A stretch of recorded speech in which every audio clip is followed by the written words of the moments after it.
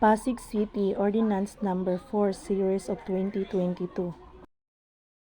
So, ang Ordinance Number 4 Series of 2022 is usa ka ordinansa sa pagbawal sa kinsa mang tawo sa pagbuhat og bisag unsa nabuhaton na diskriminasyon laban sa isig ka tawo based sa sexual orientation and gender identity. So, og kinsay molabag ani kay naay penalties. Ang Article 2, Section 2 of 1987, ang pasabot ani nagpahayag sa dignidad sa matag tawo ug naay guarantees na full respect of human rights. Ang Article 3, Section 1, 2, 4, 8, and 12 is nagarantiya sa matag tawo sa katungod sa kinabuhi, seguridad sa tawo ug privacy, din katungod nga mahigawa sa torture. Then, ang Article 13, Section 1 of 1987 is pinakamataas nga priority na ihatag sa paghimo sa mga lakang nga manalipod ug mopalambo sa tanang katawhan. The Philippines is state party to several international agreements. So, ang UDHR or Universal Declaration of Human Rights is all about karapatang pantao na dapat maprotektahan ang tanan.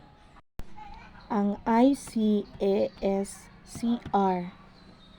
or International Covenant of Economic, Social, and Cultural Rights is all about proteksyonan ang karapatang pang-ekonomiya, panlipunan at pangkultura kabilang ang kalayaan mula sa diskriminasyon, karapatan sa pagkakapantay-pantay sa pagitan ng kalalakihan at kababaihan at karapatang magtrabaho.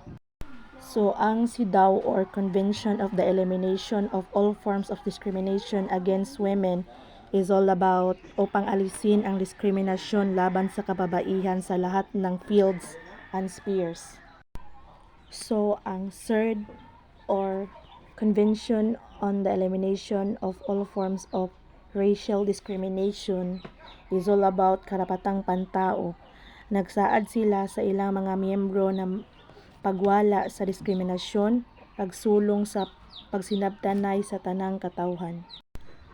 So, ang CAT or Convention Against Torture is all about ipinababawal ang torture ug unsa pang mga buhat na malupit, hindi makatao o nakababahalang pagtrato o pagpaparusa.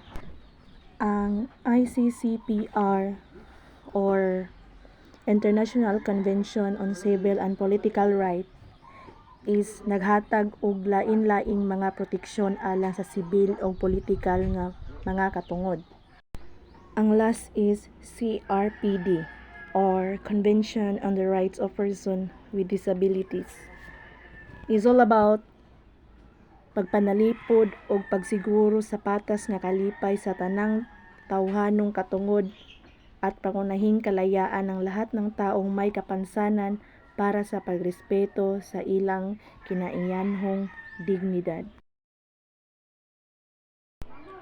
June 17, 2011, the United Nations Human Rights Council or HRS adopted Resolution 17/19, Human Rights, Sexual Orientation and Gender Identity, which paved the way for the UN Officer of the High Commissioner for Human Rights or OHCHR to issue the first UN or United Nations report of human rights and sexual orientation and gender identity, which we called SOGI.